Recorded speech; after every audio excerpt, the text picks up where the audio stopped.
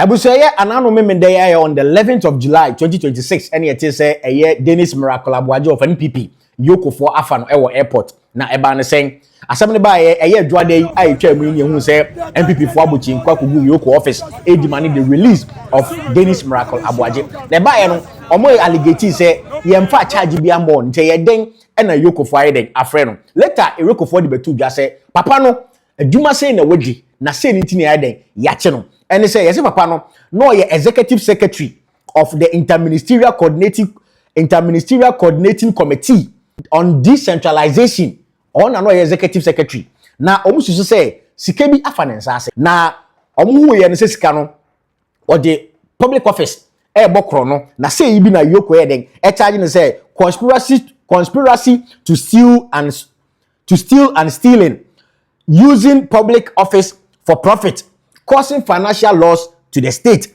dissipation of public funds, and then money laundering. Say, and EOCO there, and but MPP for me said that this is witch hunting. I didn't hear because MPP for me say during MPP's time, Raymond Acha no office be or year packaging, yes, or packaging and maybe our trade fair.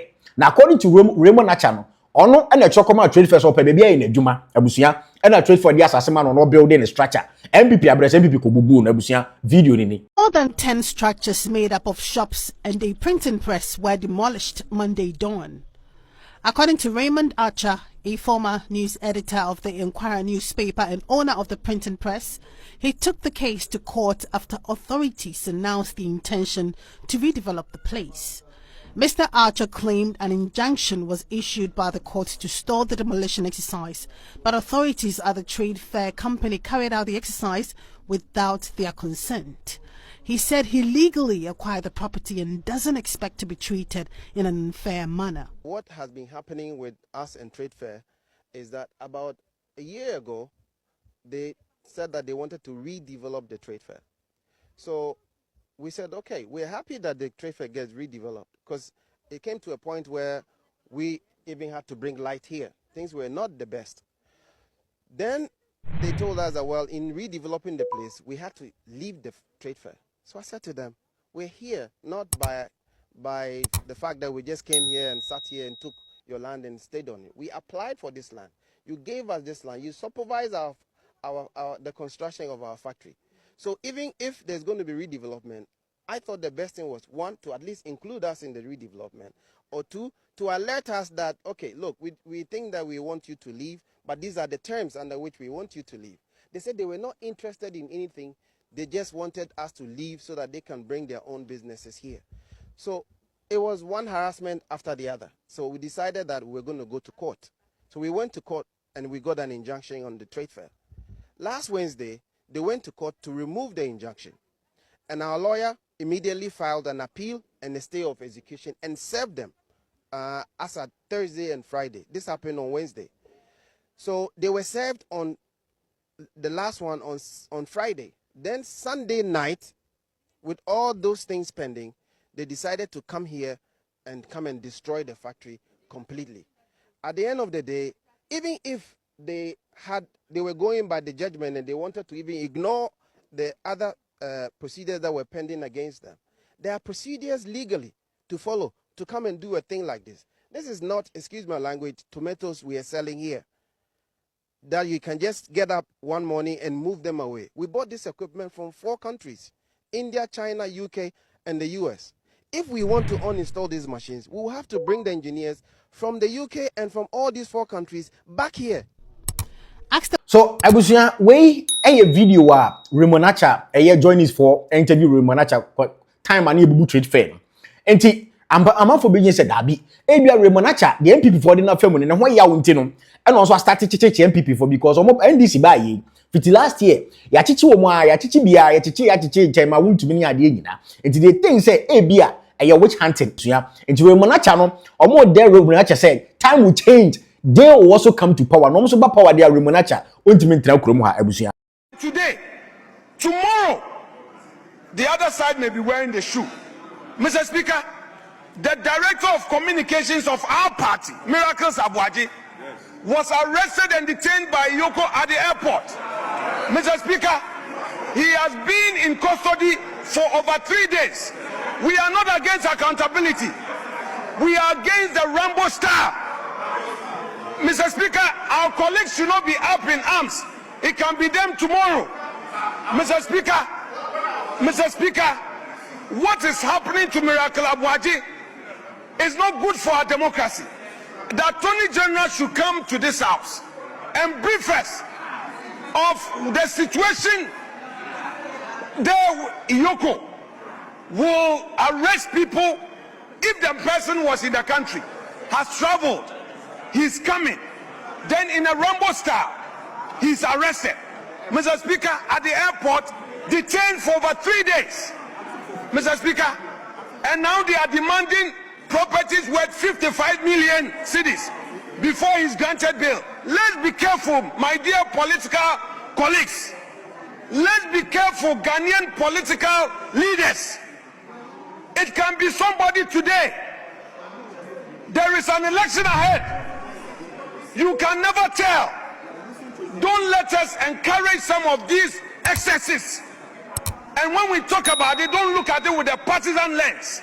It can be you. Today, we hear what is happening at Gold Board.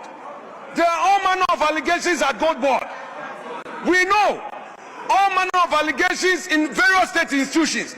You are also in charge of the coffers. You are in charge of the press. Be careful. Don't ask somebody. He has a wife and children. Already the man was affected by the flood. He lost everything. He's already traumatized. Miracle ABOAGYE is already traumatized because of the flood. Then to worsen it, you detain him for 3 days and you say if he wants his freedom, he should bring properties worth 50 million cedis. How do you do this? And this is not something that must attract a partisan reaction. It is a human rights issue. The Attorney General must come to this house and brief us on what is happening. Mr. Speaker. Almost one end is if what is some person man penny Mahama a now and now say Omuni say Ghana for so they can 170 and yes idea yen shall say MPP for more about Makasa and nothing miracles and no na be sure. But I can assure you, they can keep him today, they can keep him tomorrow, they can keep him for 1 week. But I know will not break MPP for. And now they are bem, and now they are Makai Casabua, I say him. Sanipano, Sebi, or more chrono, cause to Bianca so about chrono. And on your Nadrian say we're done it. So Empo, say be all 2 crown, I must say money 2 crown crab. Namu investigation cry and the Kasebi a trasun Kanyansa womb. Obia what to cry war banukrum and I'm watching. Sebi Nansa Ben the womb. Obia what to cry on war banukrum. War banukrum no baby our person friendly beer, person to and friendly beer or beba. Obedunu kroma or siacho. Onako show cookroom. Say, dear why into watching the crown was young country. That this is a kind of democracy under NDC and the Yura Mahama Ghana for witnessing. On my menu, I don't come up with every pain. Me catch us a mreo yenin castle. Me say no condition is permanent. Now me say no Maria. Me real home NDC appointees. I was your way a national secretary, lawyer Kobiano, or say embryo. So no condition is permanent. Yanni Remonacha there. On kind of who say I don't bet to say MPP a baby will be a so Johnny. Remonacha EOCO boss. Because we are all yano and you are all yano at time. Remonacha at chichi and Mebua Omuya Meduma Omunya Bonibia. Now MPP near this was your my Ghana and I quite to say way back. No born young chaskeli. Now we saw about bo we chaskeli. Sani okoso my room. Sisi NDC no power. Ento Muni said your MPP, your my HM biano. MPP, NDC. Yeah, because be almost so MPP what power 8 years no. Omo be NDC for. Ento also kase mre ninka so the same thing they also come to power. The same thing no omo be NDC for. So on the Osuma NDC appointees. Abusia say na o man no betimi akoso ayesa na say because I say MPP ni NDC a hijack o man we ama o man no ye nyina ye de abo o man Ghana abusua ene yachi we ade kira we suba yachi we na sympathizers ni bi no abusua enya asem keto na obi kura de yenja no nko bonkofo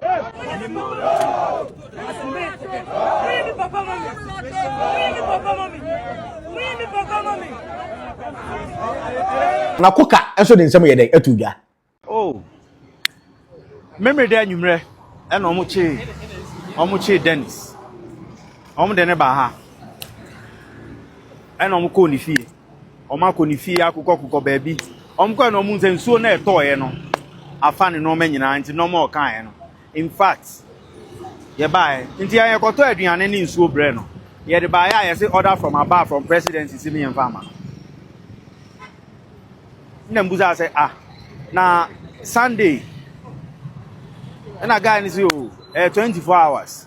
It's the presence here, Juma. Now I'm see you, Matt. Any aba, any aba, the Diania, I say I reject it, and the lawyers are back, or more reject it. You name the wire, and this I know. But Ubusa who said, President or see your door, man, cautious social media. Aba you have been a branch here be you kun, ewa kola. Minister of Gender. Mo president ne yire otumiko Thanksgiving eko di asa show your body busia we say na koka so ye the edit to jara busia mi hu other scenes bia I say MPP for no squad dey call EOCO office woni nyina no ewurade nyankopon I don't know so mo ye MPP o mkita MPP cards here I don't know ebusia I say sebi excuse my word I say ghetto guys kakra bi fra yeah good afternoon good afternoon. Good citizen of Ghana. Okay. Yeah, good people of Ghana citizen. We are Ghanaians. No one is above the law. You are shot for this country. So Honorable Beda Amako, if he's committed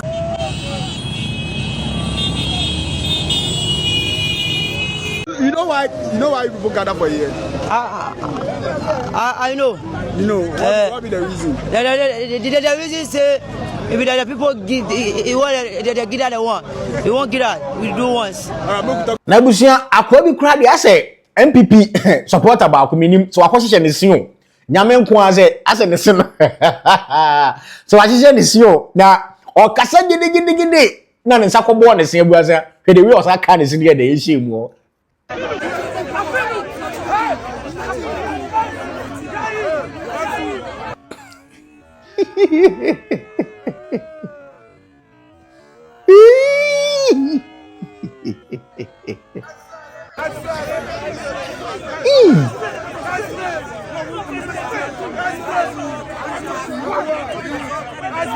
na busia omo ye we nyina chi no empanyifo ni bi so de aduane ebre omo de nsuo ni ade se o ma bra bi ko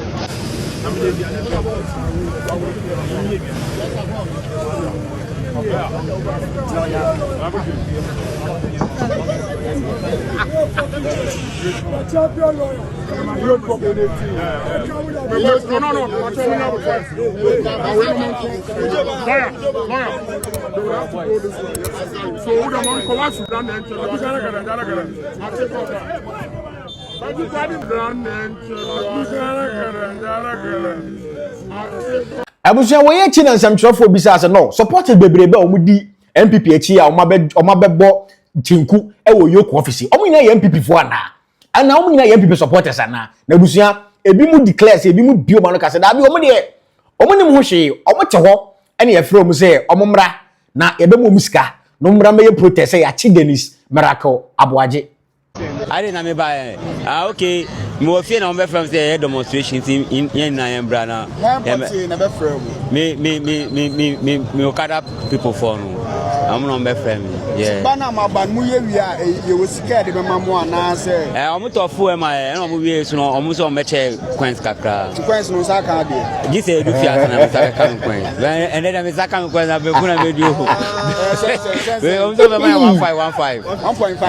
1.5 obi nya bi onya obetuma twa benku bia any minya abusia sympathizers no mkogu no bebre nim de nti omo ho ebinim say ya promise o musika 1.150 150 cities so calculate even is a nipa be 200 nego a 150 cities times 200 nya sam ketwa omo nim nipa no kra ya che no MPP for this is the second or the third time boko demonstration omo di achi bi samo a omo so omo nim de nti omo ye omo to ne be frɛ omo we emwa wo man what ya say nipa no ya che no fine aban na de afrɛ no se waye boni bi a moma court emfani ndi fine ya che no china ya che no bibi nti na ya che no mon trans na mon find out EOCO di aba say ni say nti na waye dey wa che no money laundering a whole lot of things ehu yin asem kwa kwose sankofo we abebuo na de na de ne ba MPP go for mu ni je say amu musika so mu meye dede kwa na o maba no mu kita je say okada for wo area ho de o makofo mu nyina mu mra mu meye dede mu wi a be musika just like that abusuya